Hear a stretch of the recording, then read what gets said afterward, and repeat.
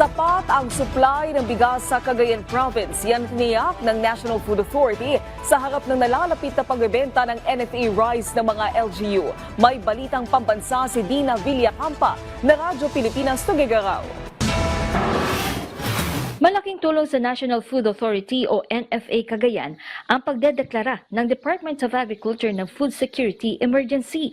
Hindi lang kasi nito mapabababa ang presyo ng bigas sa merkado, kundi mapaluluwag din ang mga bodega na puno ng mga palay na binili noong nakarang taon. Mag-start na din kami ng massive na milling operations para ma-decongest yung aming mga warehouses. Kasi puro palay yung laman.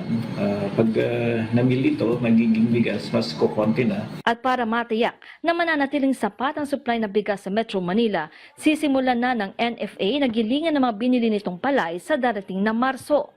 Pero ang tanong, hindi naman kaya magkulang ang supply ng bigas sa Cagayan kayong magpapadala ng bigas sa NCR at deklarasyon ng Food Security Emergency?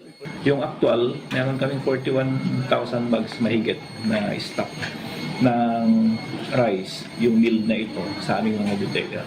So, just in case na mag-declare ng food security emergency or nag-declare na nga at i-implement na ito, we are very ready. We have sufficient stocks. Bukod sa 41,000 sako ng bigas, mayroong 760,000 na sako ng palay na nasa 8 bodega ng Cagayan at Cordillera.